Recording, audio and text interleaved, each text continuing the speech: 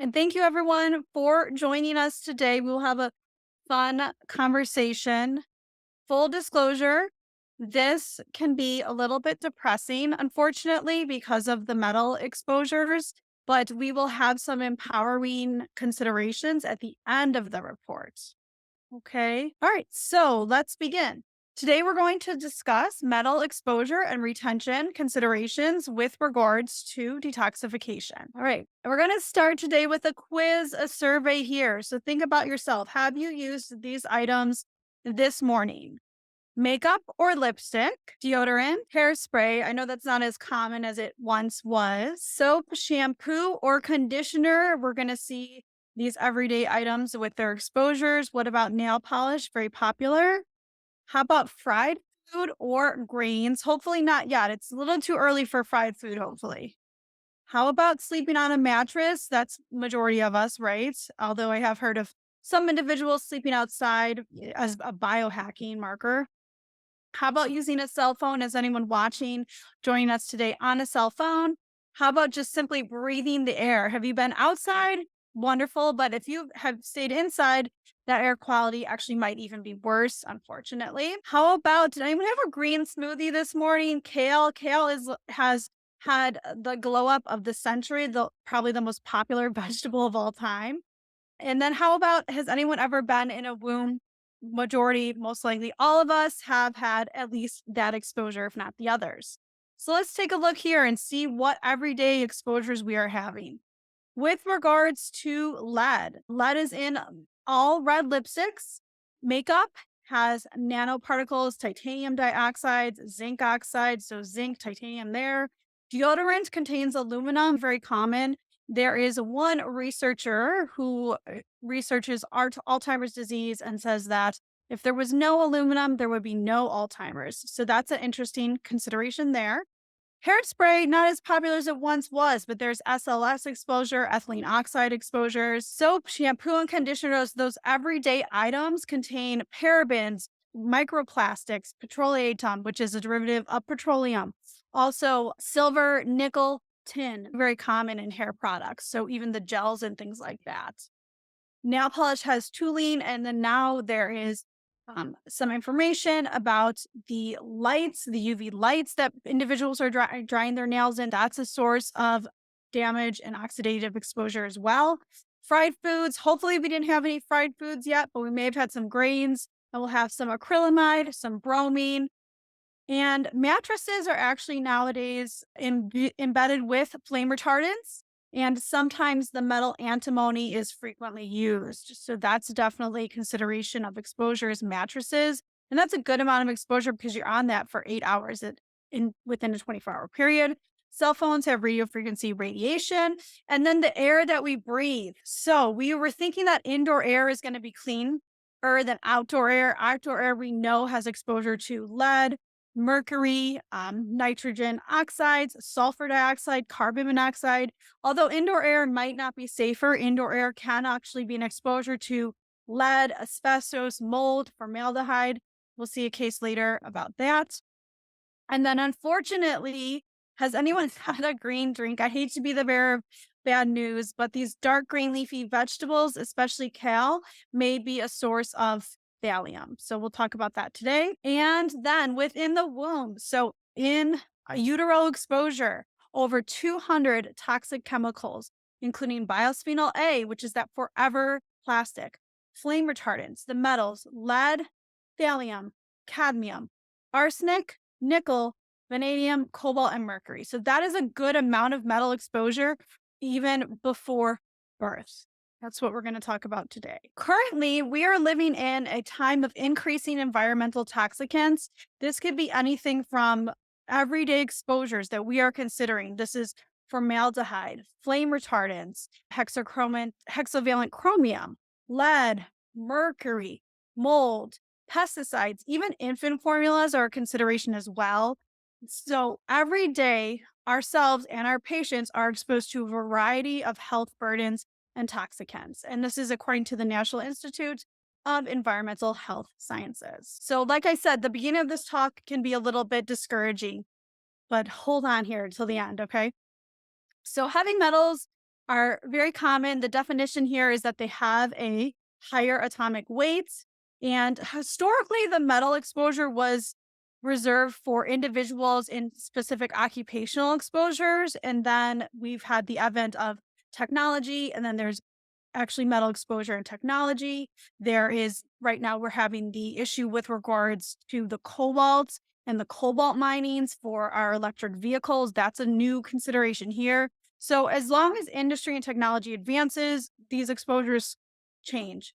Many of these exposures are fairly common knowledge. Most people know that lead is an exposure. Most people know there was lead in paint and lead in gasoline. We're always, as primary care doctors, taught to do a screen for lead exposure for pediatric patients because it is so damaging to the developing nervous system. Many individuals know mercury is a source of exposure. And then arsenic, cadmium, chromium, these are the other well known metals that we'll talk about today. Thallium, though, is a burgeoning exposure that you are going to learn about today, and you can help your patients. Many people do not know that, unfortunately, thallium is increasing in exposure, and dark green leafy vegetables are a primary source of that potent neurotoxin, excuse me, neurologically damaging metal. And like we said, these exposures are increasing in the environment. And we are going to consider today that there's a synergistic effect with these metals. The exposures aren't 1 plus 1 equals 2. It is 1 plus 1 equals 3 or 4 or 5. And we'll see today that many of the studies with regards to the minimal levels that we can be exposed to are just looking at one metal at a time. And as we have already seen, we are exposed to many different considerations at one time on a daily level. The result is free radical production and oxidative stress. Additionally, this pathophysiology will displace minerals who have lower mineral status, and then the enzymes will not function properly for physiologic function. So then you have a variety of considerations with regards to symptomatology. There's damage to DNA, there's damage to cell walls, there's endocrine disruption, there's mitochondrial dysfunction. So in individuals, we are having a variety of these considerations leading to a variety of symptoms, predominantly fatigue, numbness, tingling. We'll talk about specific cases later. Now, with regards to toxicity, this is based on top 5% of the population. So the 95% of people would be below that value. And what you really want to think about today is your patient as an individual. Inter-individual differences vary and do play a role with regards to a patient's presentation. Several factors here will determine what the patient is expressing based on their exposure. This is going to be considered the dose. So if somebody has a large a dosage of an exposure, example, thallium, acute thallium poisoning for a chemist that was exposed in the lab is going to look very different than a patient that's consuming a small amount of thallium in their green drink every single day. Those are two different considerations. So you want to think about dose. You also want to think about route of exposure, whether this is inhaled, whether this is ingested, whether this is dermatological. Those are all considerations. Chemical species, right? So we're going to talk today about cesium, uranium. These are the non-radioactive isotopes. The radioactive isotopes are a different consideration. It's not what we're talking about today. We're talking about chronic, everyday, low-level exposure. Age definitely makes a difference, right? We know that individuals that were born and grew up during the age of leaded gasoline in the United States, half of us have a lower IQ because of that. So age makes a difference. If you were already developed, then it's not going to be as a significant decrease in the IQ. Gender makes a difference as well. Hormonal fluxes, hormones definitely play a role in terms of where we store our metals and that consideration, especially later in life. Genetics play a role. There's multiple genetic considerations and SNPs that we will discuss briefly today, and the nutritional status, right? So we know we have some patients that are canaries in the coal mines, that they have different enzymatic predispositions and different nutritional status. Therefore, if they're exposed to a level of something, that individual is going to present very differently than someone else that has a robust physiology, robust immune system, robust superoxide dismutase, glutathione status, all of that does play a role. So we want to consider our patient as an individual here. All right. So again, the bearer of bad news. In 2018, a study was done in which all of the over-the-counter prenatal vitamins many people are using prenatal vitamins. This is largely recommended as a health consideration for women who are pregnant.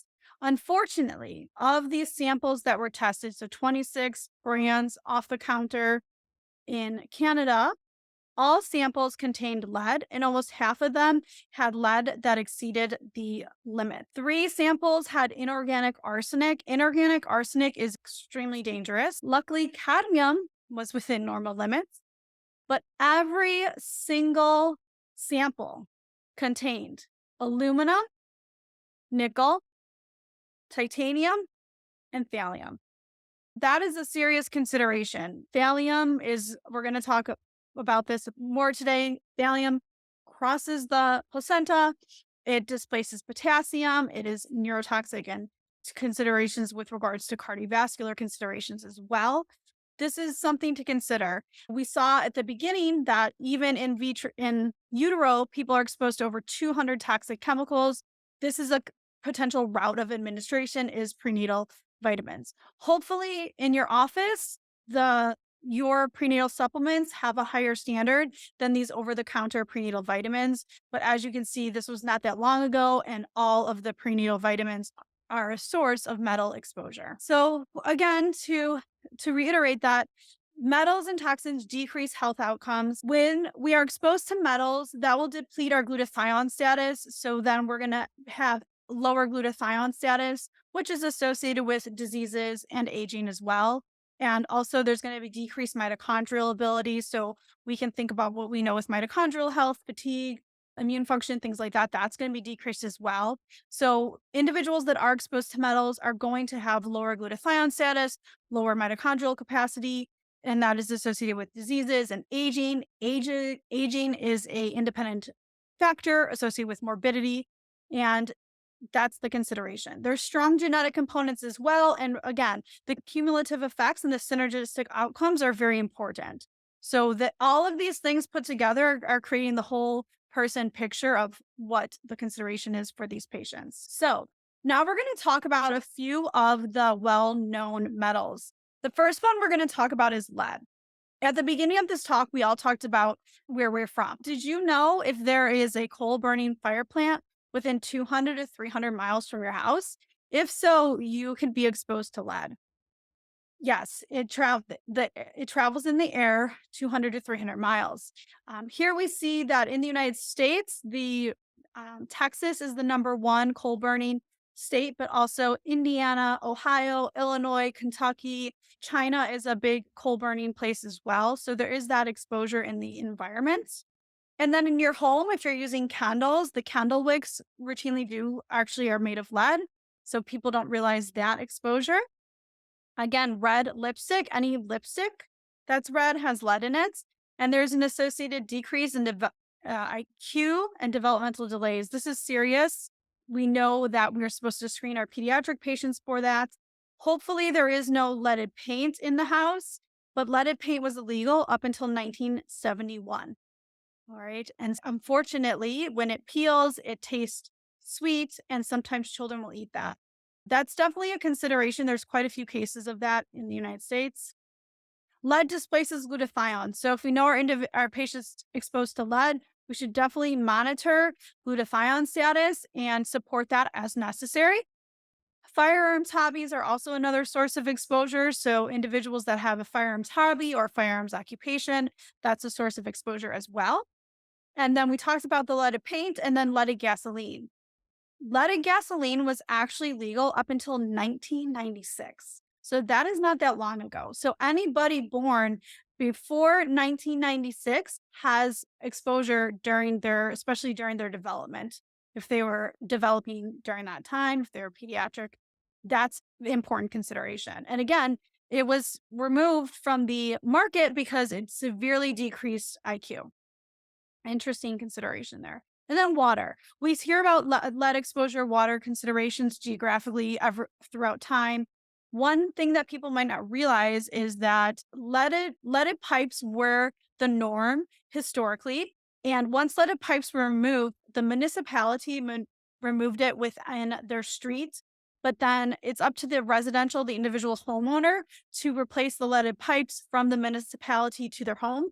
So sometimes people haven't done that. So testing lead water is very important. The next one is mercury. Most people don't realize that mercury is actually also going to be an exposure with regards to coal burning. So any place that you have lead exposure or coal burning, you're thinking about mercury exposure as well. And amalgams, unfortunately, mercury amalgams were the norm for a period of time. And what is the time length on those? So if somebody had an amalgam during childhood and they're in adulthood, it should be checked because they do fluctuate over time and the integrity of them can be compromised. So it'd be recommended to have that removed and replaced and remediate the vapor exposure at that time. The theory with the mercury amalgams is that mercury is sequestered in the amalgam, and therefore there is no route of exposure for the individual. But when they do disintegrate, especially at the edges over time, that is a consideration should be identified. Individuals will show higher levels of mercury on test results when they have amalgams, generally speaking. Now, fish. The mercury fish consideration is fairly well known. This has been popularized in the news media. Individuals know this. Yet I do see people that still consider that they're going to consume their sushi. People really like consuming those food items, and sometimes they're not willing to remediate that exposure. So the consideration is going to be eating the smaller fishes. I'm sure you're well aware of this, consuming the mackerels, the sardines over the tuna and the swordfish. Those fish are large. Again, metals bioaccumulate. That's the same consideration for us. So if the smaller fish are eating the metals, it doesn't dissipate or decrease during each pass through the ecosystem, it bioaccumulates. So that's something to consider. Mercury toxicity. One of the most famous characters throughout history is going to be from Alice in Wonderland, that Mad Hatter. Remember that Mad Hatter was pretty irritable, erratic, interrupting, very emotional. That is Mad Hatter disease, and the signs of that, the cardinal signs are going to be tremors, slurred speech, and irritability. When people were in the millinery, when they were making these hats, there was an exposure to mercury in the processing of that. So that's an example of an occupational exposure. Arsenic. Okay, so again, at the turn of the century, where there was the Mad Hatter disease, if you wanted to, for only 50 cents, you could purchase an arsenic wafer that you could consume, and that would have and do a lovely complexion for you. So it is interesting that people historically used metals for these kind of obscure and wacky considerations that we would think we would not consider doing now. But historical exposure is going to be arsenic wafers. Lead was painted a lot on dinnerware, so that's another source of exposure. Going back to lead, if you have people that are antiquing or using antique dinnerware, it can be painted in lead. And then also wine glasses were painted in lead because it is supposed to something with the biochemistry. It makes it taste better, taste sweeter. So that's a source of exposure. So we know better now, but now we have arsenic in the water. And because it's in the water, we see it in geographical exposures, but we also see it along the food chain in rice. And then also consider your patients that are eating rice products. We don't just consume rice as a whole food anymore. We consume rice crackers, rice pasta, rice protein, all of those different products. So consider that as well. Wine, arsenic is in wine as well. Arsenic is in seafood, mushrooms, chicken, and kelp. Arsenic targets the kidneys and the liver. The liver is a main player here, and so are the kidneys. So liver considerations, kidney health are very important with regards to metal exposures. Arsenic is unique, and that is it is primarily detoxed via methylation. So check for elevated homocysteine. Arsenic exposure is also correlated with diabetes. Cadmium. So cadmium is an exposure. What primarily cigarette smoke was the main exposure. And there is some exposure with regards to organic fertilizer. We're going to talk, unfortunately, about organic today. Sometimes with organic fertilizer can sometimes be manure. And remember that metals bioaccumulate. So if there's a metal exposure in the grass or the feed that the animal is consuming, that metal stays in that system. The animal intakes it, and then the animal creates the manure, and that manure is going to be a source of cadmium, thallium, and that manure is going to be used to fertilize the vegetables, and then the vegetables are now a source of these metals, and then we consume those metals, and it's just traveled all along the food chain to us. So that's a consideration with organic fertilizers. Soy is a source of cadmium as well, and with cadmium exposure, there's an increased risk for osteoarthritis and myocardial infarction, especially in women. Cadmium is also a source of associated with oxidized cholesterol. Oxidization, cholesterol, lipid considerations do tie into metal exposure. Cadmium displaces zinc, copper, selenium, iron, and calcium. With individuals that have known metal exposure, it would be considered to monitor status of zinc, copper, and selenium, as these are potentially utilized as in the metallothionein process. Sometimes you will see patients that have elevated metal exposure. They do also have lower zinc exposure. And cadmium is associated with thyroid dysfunction. We know that thyroid dysfunction is just increasing in our practices. I'm sure you've seen that. And so it's very important to consider this with regards to mechanism of action. And thallium. Thallium is an interesting metal in that it was pretty obscure up until 2017, 2018, in which it was discovered that it's actually in many vegetables, especially those dark green leafy vegetables. The mechanism of action there is that the dark green leafy vegetables are just such a great source of minerals and nutrients because they really do soak up everything from the soil. And then when the soil has thallium in it, then the metals become a source of thallium as well. And what happens is that people that are consuming kale, people that are consuming, unfortunately, broccoli, Brussels sprouts, these even cabbage, these green leafies, tend to have higher levels of exposure to thallium.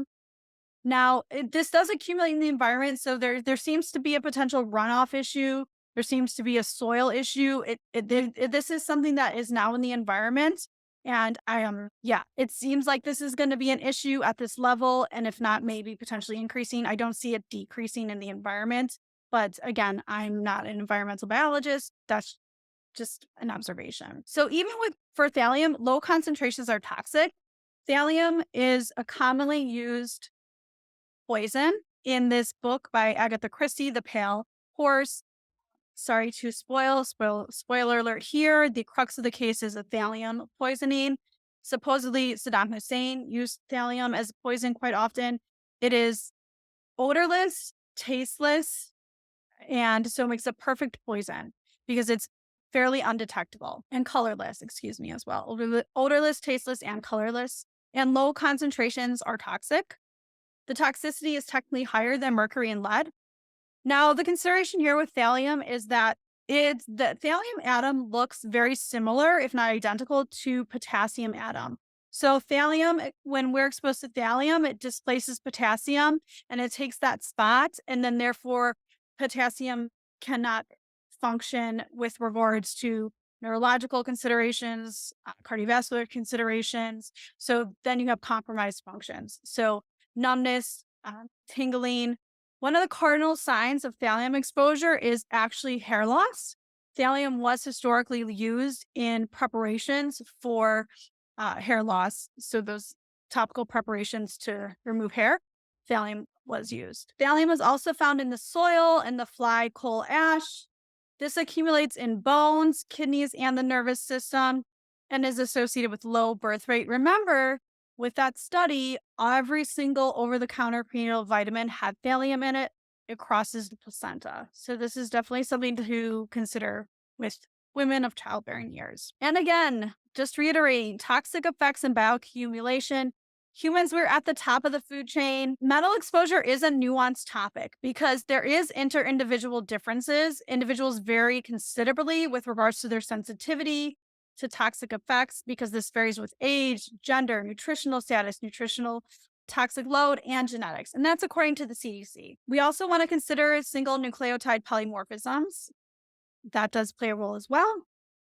So at the end of the day here, what level of metals can you safely tolerate? If we were seeing together, what level of metal can the person next to you? Is it same? Is it different? And then how about your patients? So there really is an inter-individual difference here. And this is an excellent point for functional medicine to support patients. Unfortunately, we went through the unfortunate part about the metal exposures. Now we're going to see what we can do. So evaluating metals exposure does make sense. Always consider blood. Blood is standard of care. Blood lead, blood mercury. Always want to consider the standard of care for metal exposure. Then you have other options. Additional options you have would be hair testing. Hair testing represents 3 to 4 months of exposure. This is a screening tool. This is very non invasive. It only requires 1/4 gram of hair, very little preparation. Your patient can wash their hair as usual, or they could use Johnson's baby shampoo if they want to. But then the metals are incorporated in the hair over time. And this is a snapshot of exposure. The other option you have is urine. Urine is an excellent option. And this can easily be collected as a first morning void. So that is, you have your patient wake up in the morning, collect the urine that was sitting and concentrated in the bladder overnight, and this will show you what their exposure was within the past 2 weeks. For this test, do not perform this test after they've been on vacation because that's not their everyday exposure. Perform this test after they have been in their regular routine in their home, in their office, at their gym, their hobbies, things like that. So you know their regular everyday exposure because remember, there can be exposures in food and buildings, anything. So you want it to be their regular everyday exposure. The results, as you'll see, are expressed per unit of creatinine. So that way, this is standardized for dilution over time. So that's taken care of for you. And one unique consideration is that with regards to assessing chromium status, experts do say that 24-hour chromium excretion likely provides the best assessment of chromium status. So that's one unique consideration there. Metals can be collected as 24 hours, 6 hours, or first morning void. For simple ease of collection, first morning void is a good option. If your patient is waking up to urinate throughout the night, you can just do the 6-hour collection. Let's take a look at some of these reports. Here we have a blood test. And the blood test you can see here has toxic metals at the bottom. This patient has a little bit higher cobalt.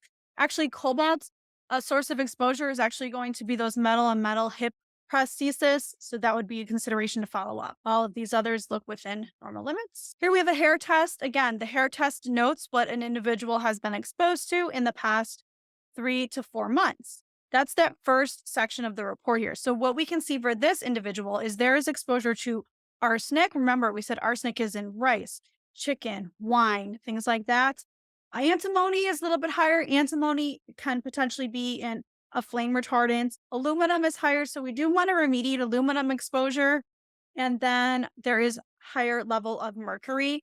And that would be a discussion. We want to talk to this individual about their fish intake. Now, see this line here that says total toxic representation? This is important because remember, metals have synergistic effects. So the combination of arsenic, antimony, and mercury isn't 1 + 1 = 3. It's potentially 1 + 1 = 4 or 5 or 6. So the total toxic representation is represented there. And you also want to consider this with regards to your patient's personal presentation. Then the next portion of the hair testing includes other elements, essential elements. Now, these are going to be elements that are not physiologically active in hair. So this is a screening tool. Any findings here would need to be confirmed with appropriate testing. Of note, on this sample, the individual presents with elevated zinc. Elevated zinc in the hair may actually represent low zinc in the cell. So RBC zinc would be warranted to confirm that. And recall, if there is metal exposure, the patient actually may have lower zinc status. So that's interesting to note. And then we have the urine testing. This is the first morning void urine. And we can see for this patient, if we go down the list here, there is higher cesium.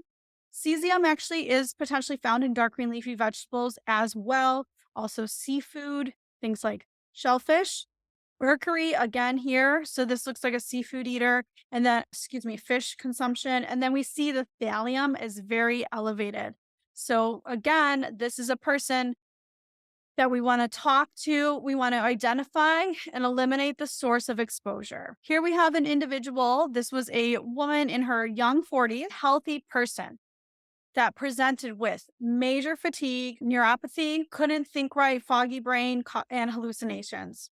This individual was consuming an organic green drink every morning for the health benefits. And we can see here that thallium is very elevated.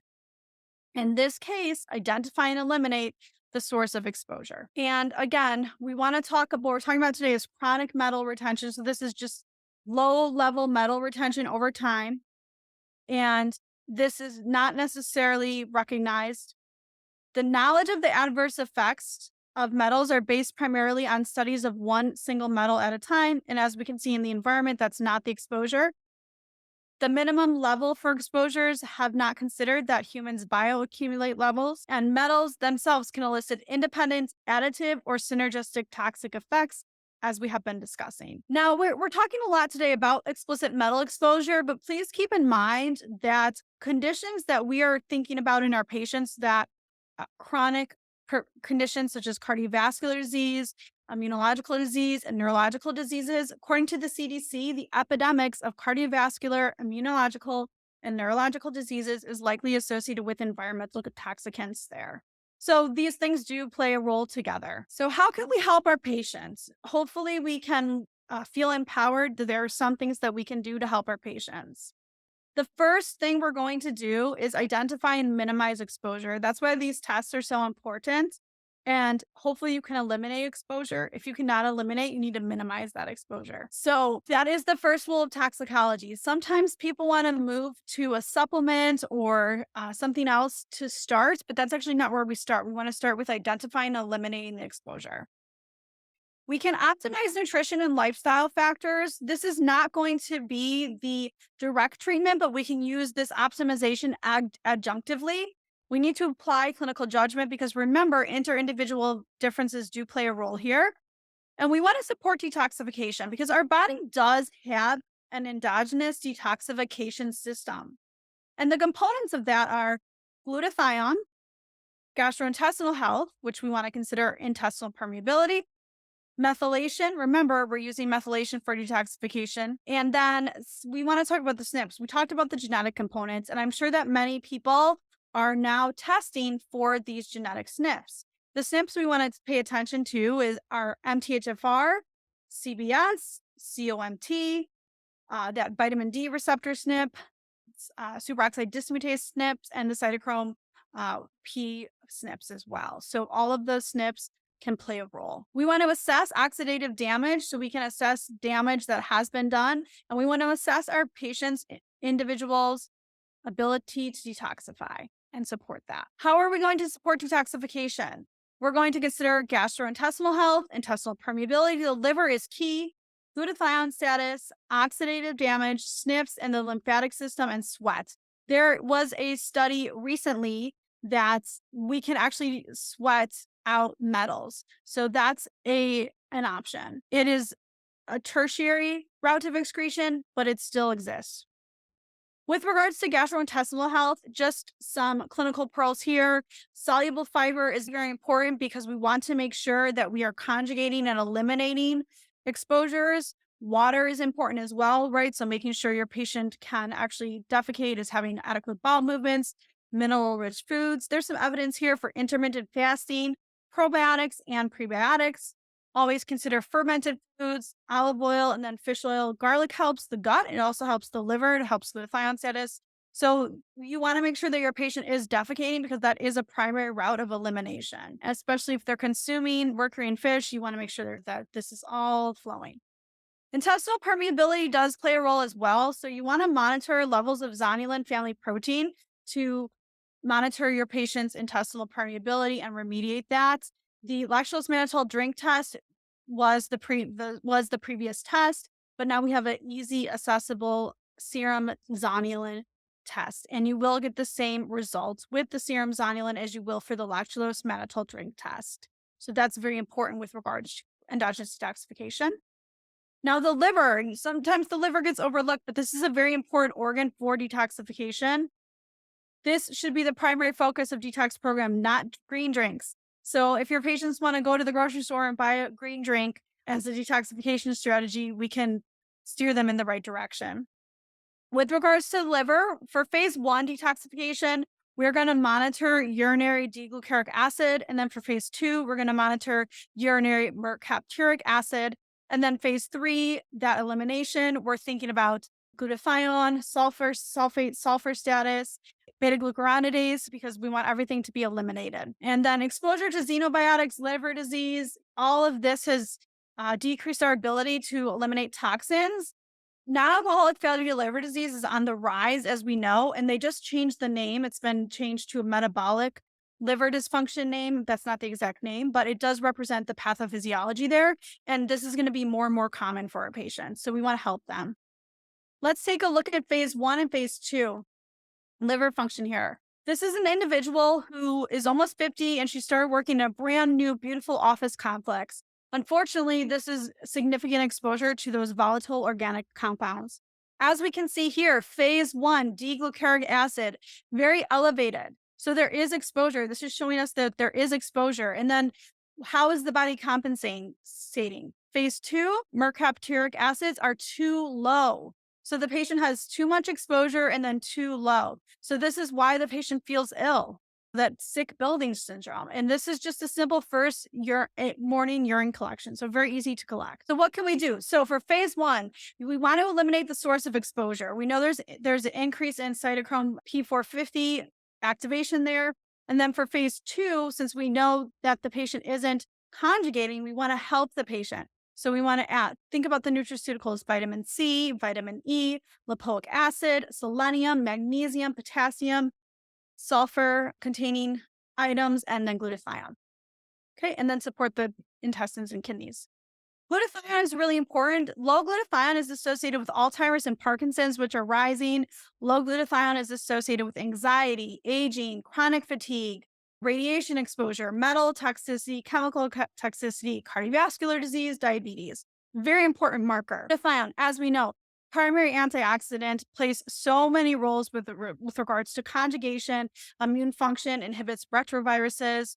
For individuals that show lower glutathione status, we can consider, of course, supplementing with liposomal glutathione, but also consider high-quality whey protein, alpha-lipoic acid, curcumin, and acetylcysteine. Magnesium and potassium are also needed for glutathione synthesis, and cysteine is that rate-limiting amino acid. Here we have an individual that displays with actual smoking exposure. And as we can see here, the cadmium is very high to that smoking exposure. We also have higher lead and mercury exposure. The glutathione is way too low, so they are not able to deal with this toxic burden. And then the 8-hydroxy-2-deoxyguanosine marker here, this is a urinary marker of oxidative damage. So this marker is too high. So there's not enough glutathione. There's too much DNA oxidative damage. And then we do have these metals exposures as well. So this is a patient that we want to remediate metal exposure and support glutathione status and help with that DNA oxidative damage. All right. Here we have another individual here that is a almost 60-year-old male, heavy smoker with elevated blood pressure and levels of lead and cadmium. So these things you will see go together.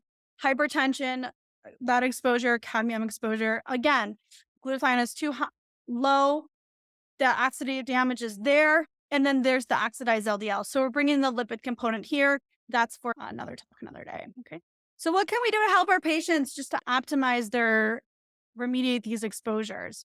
Sauna is a consideration because primarily we're going to excrete these metals via urine, feces, sweat is there as well. Make sure your patient showers off after they've used the sauna, because if they do not shower off, they're just absorbing those metals back in, okay? So sauna is important. Sweating is important as well. Weight loss is tied in here. I know there's a lot of people using the GLP agonists, those semaglutide. Weight loss is a consideration here. There is some stores in there. That's a consideration. The endocrine consideration as well. All these things are tied together. Curcumin is a very powerful antioxidant that can support glutathione status. Quercetin as well. There are some studies that quercetin is hepatoprotective. Keep in mind, these are in the murine models, so no human studies yet, but this is promising. Cruciferous vegetables, broccoli sprouts are a great option here. They have the minerals and the sulforaphane that supports detoxification. And then dulse. Dulse is a sea vegetable, which may be an alternative to kale, because unfortunately, that superfood kale we might be phasing that out. Let's think about other mineral rich foods. Dulse may be a good option.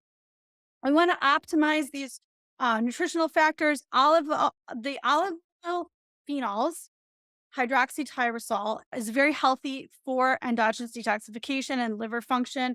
Garlic, of course, as well. And then the carotenes and the lycopenes, those antioxidants do support endogenous detoxification. So that can be carrots, tomatoes, milk seed, thistle seed, that's silymarin, does really support liver function. There's a lot of research out there.